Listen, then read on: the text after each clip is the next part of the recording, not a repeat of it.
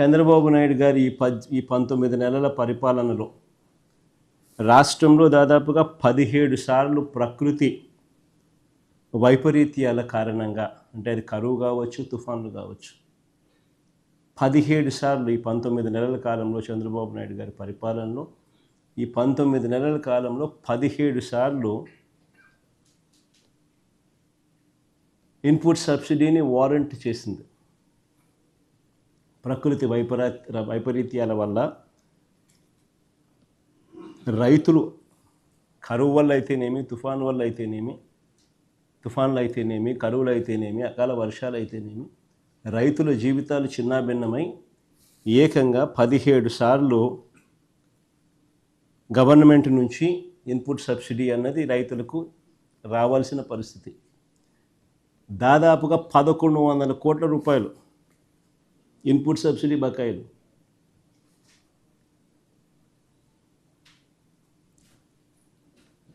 ఇచ్చి పుణ్యం కట్టుకోలేదు పెద్ద మనిషి. కట్టుకోకపోగా పైగా ఈ పెద్ద మనిషి రావడం, వస్తూనే రైతులకు ఇంతకు ముందు వరకు కూడా హక్కుగా ఉచిత పంటల బీమా అన్నది మా ప్రభుత్వ హయాంలో, వైఎస్ఆర్సీపీ ప్రభుత్వ హయాంలో హక్కుగా రైతులకు ఉచిత పంటల బీమా అనేది రైతులకు దక్కుతూ ఉండేది.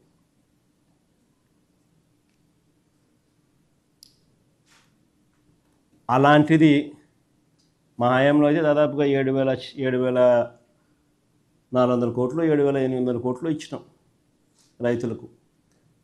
ఉచిత పంటల బీమా ప్రభుత్వమే చేసి, రైతు తరఫున కూడా ప్రభుత్వమే కట్టి దాదాపుగా 7,800 కోట్లు, 7,400 కోట్లు, ఎగ్జాక్ట్గా నెంబరు 400-500 crores అటు ఇటు, 7,400 7,800 crores ఆ కైండ్ ఆఫ్ సపోర్ట్ ఫార్మర్స్కు ఇవ్వడం జరిగింది. ఈరోజు రైతులకు హక్కుగా రావాల్సిన ఆ ఉచిత పంటల బీమా చంద్రబాబు నాయుడు అధికారంలోకి రాగానే ఆ బీమా పథకాన్ని రద్దు చేసినాడు.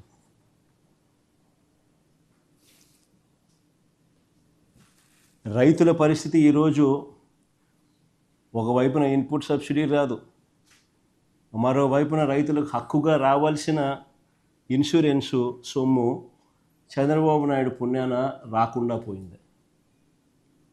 రాష్ట్రంలో దాదాపుగా 84 లక్షల మంది రైతులు దాదాపుగా వ్యవసాయంలో ఉంటే 84 లక్షల దానికి కేవలం 19 లక్షల మంది రైతులు మాత్రమే ఇన్సూరెన్స్ చేసుకున్న పరిస్థితి.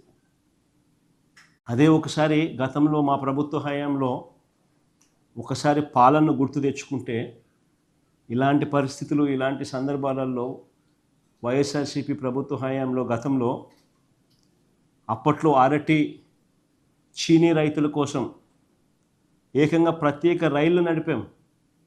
అనంతపురం నుంచి ఢిల్లీకి, తాడిపత్రి నుంచి ముంబైకి, నంద్యాల, కర్నూలు నుంచి గజియాబాద్కు, లక్నోకు ప్రత్యేక రైళ్లు నడిచినాయి. దీనివల్ల రైతులకు దళారీ బెడద తప్పింది. రవాణా ఖర్చు దాదాపు 40% తగ్గింది. ఎక్స్పోర్ట్స్ సైతం పెద్ద ఎత్తున అవైలబిలిటీలోకి వచ్చింది.